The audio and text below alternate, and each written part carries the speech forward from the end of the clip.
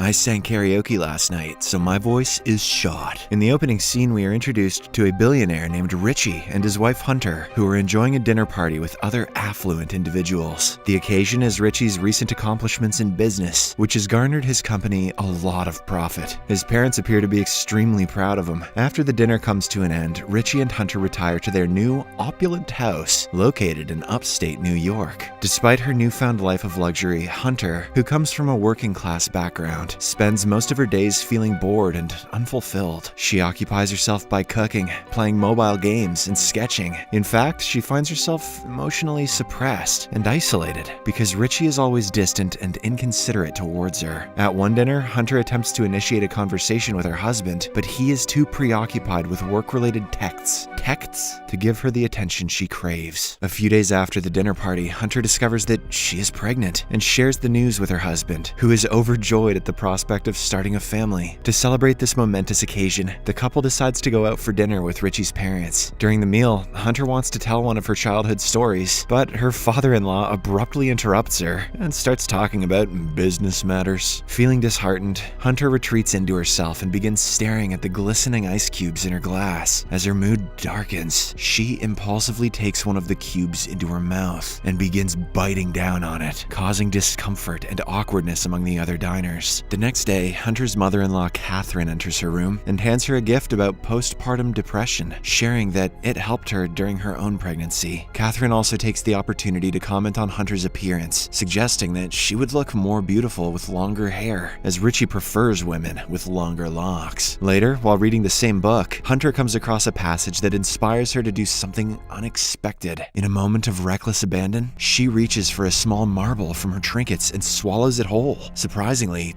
this makes her feel a lot better. Marbles are the new keto. Upon returning home from work, Richie is surprised to find his wife in a good mood. He questions the reason behind her happiness, to which she responds that she did something unexpected that made her proud of herself. However, when Richie inquires further about what it was, Hunter lies and says that it was merely a decision to choose blue curtains. The following morning, as Richie prepares for work, he becomes upset with Hunter after discovering that she has ruined one of his silk ties. Later that day, Hunter is able to pass the small marble she had swallowed earlier, grabbing it from the sink without any signs of disgust. Shortly after, she is summoned by her mother-in-law for a conversation, during which Catherine inquires about Hunter's previous employment before marrying Richie. Hunter admits to having worked in retail, specifically selling toiletries. Hearing this, Catherine mentions that Hunter is a very lucky woman, as she got the chance to marry Richie. She also questions whether Hunter is truly happy or simply putting on a facade. The latter insists that she is indeed happy, despite her expressions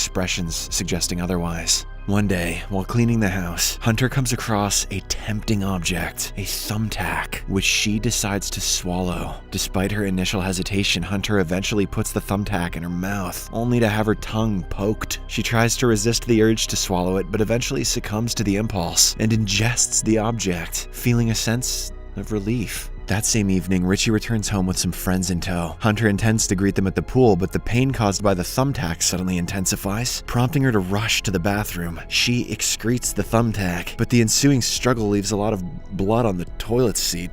Fortunately, before Richie can find out about it, Hunter quickly cleans it up and exits the bathroom. At the pool, one of Richie's friends congratulates Hunter on her pregnancy. However, things take a strange turn when he asks for a hug, claiming that he is feeling lonely. Hunter reluctantly agrees to the hug, but it becomes apparent that she needed the hug more than he did. As time passes, Hunter becomes increasingly drawn to consuming non-edible items that she finds lying around her home, including metal figurines, batteries, book pages, safety pins, and various other objects. It seems as if the thrill of eating these items is incredibly exhilarating for her, and she is unable to resist the temptation to do so. One day, during her routine ultrasound appointment, the sonogram technician detects an abnormality in Hunter's abdomen. She is quickly rushed in for emergency surgery, where the surgeon discovers a plethora of inedible objects that had been trapped in her intestine. After a thorough examination, the doctor diagnoses Hunter with pica, a psychological disorder that compels individuals to eat non-food items. Upon returning home, Richie is understandably angry and confused, wondering what could possibly be wrong with her. Hunter claims that she does not know what is happening to her and has never even heard of pica before.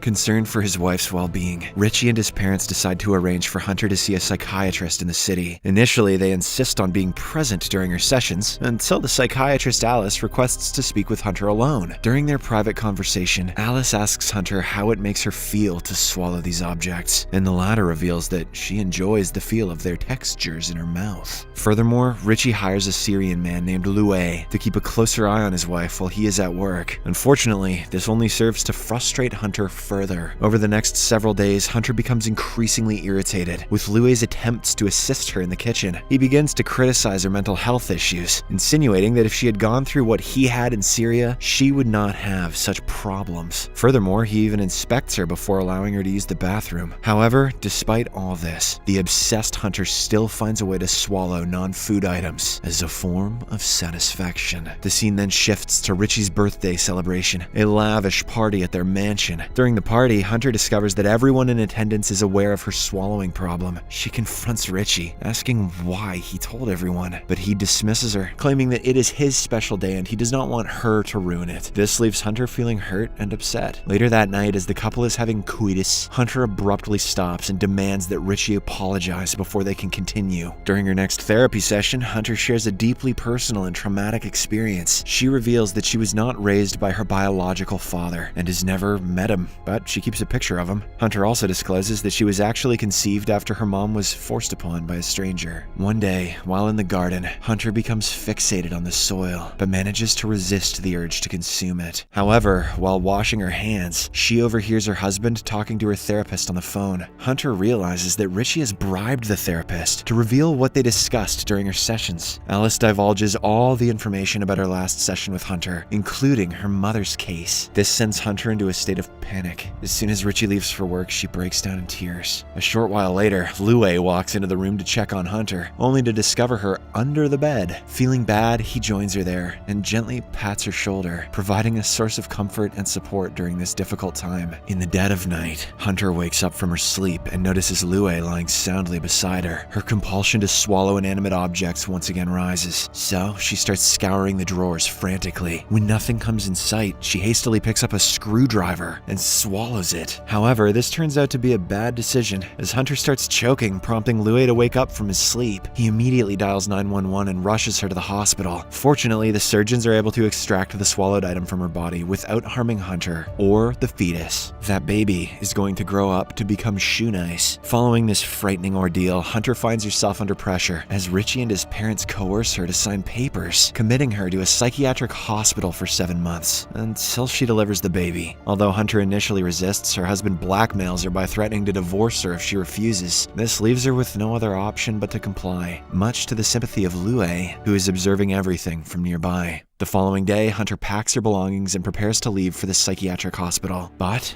at the last second, she returns to her room, claiming to have forgotten her charger. Surprisingly, Loué meets her inside and encourages her to run through the woods. Hunter obliges, and once she's out of sight, Loué stages her disappearance as an escape. I mean, it was. Hunter manages to hitchhike to a motel, and before entering, she pockets some soil. Later, she calls her husband and confesses that she only got pregnant to make him happy, and that they rushed into things too quickly. Richie speaks kindly to her, trying to convince her to come back. But when she refuses, he begins to belittle and insult her, stating that she is good for nothing and not skilled at a single thing. That's not true, Richie. I eat stuff. After the call ends, Hunter crushes her cell phone and spends the rest of the night alone, watching TV and eating soil. The following day, Hunter checks out of her motel room and proceeds to call her mother to ask if she can stay with her. Unfortunately, the latter declines, stating that her other daughter is currently residing with her. Finding herself without a place to go, Hunter decides to hitchhike to the home of her biological father, William Irwin. Upon reaching his house, she discovers that William is celebrating his birthday with his family and friends. Hunter goes close to him, but William assumes that she is the parent of one of their daughter's friends. Hunter clarifies that she is not a parent and mentions her mother's name. Hearing this, William immediately recognizes her as his estranged daughter. After getting a chance to talk alone, Hunter proceeds to question why he took advantage of her mother, and William admits that he felt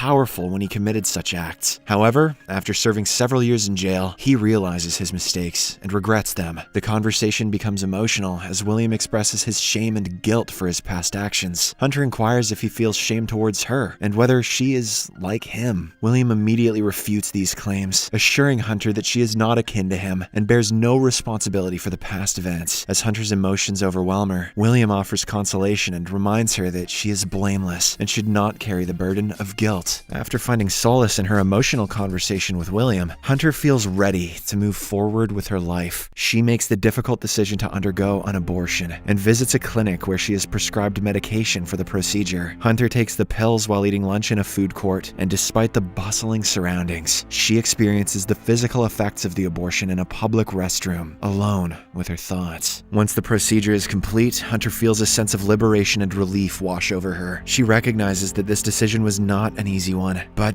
it was the right one for her at this moment in her life. With newfound freedom and a clear head, Hunter sets out to embark on a fresh start, leaving the pain and trauma of her past behind. She will now head to the Toys R Us and eat some Beyblades. Pikachu! Pikachu! Pikachu! Subscribe for more videos like this, turn on notifications, and leave a like to help the channel out. Thank you for watching.